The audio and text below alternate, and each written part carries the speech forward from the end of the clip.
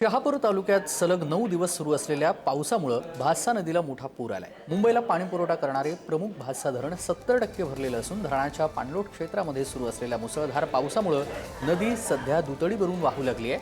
शहापुरातील अनेक नद्या नाले तुडुंब भरलेले असून प्रशासनाकडून नदीकाठच्या नागरिकांना सतर्कतेचा इशारा देण्यात आलाय।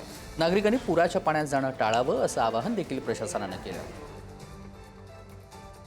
शहापूर शहरासह शहापूर तालुक्याला गेल्या 9 दिवसांपासून पावसाने चांगलंच झोडपलं आहे।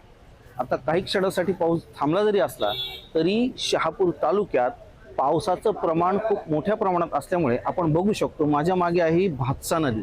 भातसा नदीला पूर आलेला आहे आणि पुराची जर पातळी बघितली तर साधारण 1 मीटर पाणी अजून वाढलं तर पुलाच्या वरून पाणी जाऊ शकतं अशी या ठिकाणी शक्यता निर्माण झालेली आहे। असं असताना या ठिकाणून प्रवासी प्रवास करत आहेत आणि या ठिकाणची पाण्याची पातळी ही मोठ्या प्रमाणात वाढलेली आहे।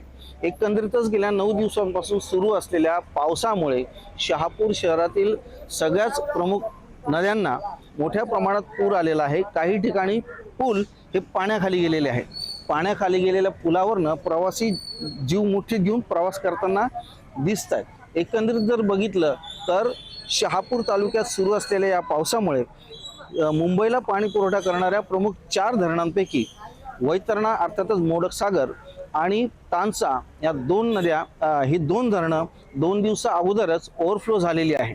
भातसा हे सगळ्यात मोठं धरण आहे ज्यामधला पाणीसाठा हा जवळपास 70% आलेला आहे आणि पाऊस जर अजून याच पद्धतीने काही दिवस जर सुरू राहिला तर निश्चितच येत्या काही दिवसामध्ये भातसा धरणाच्या पाणी पातळीत वाढून ते धरण देखील ओव्हरफ्लो होऊ शकतं आणि त्यामुळेच मुंबईकरांच्या वर्षभराच्या पाण्याची चिंता ही कायमची मिटणार आहे।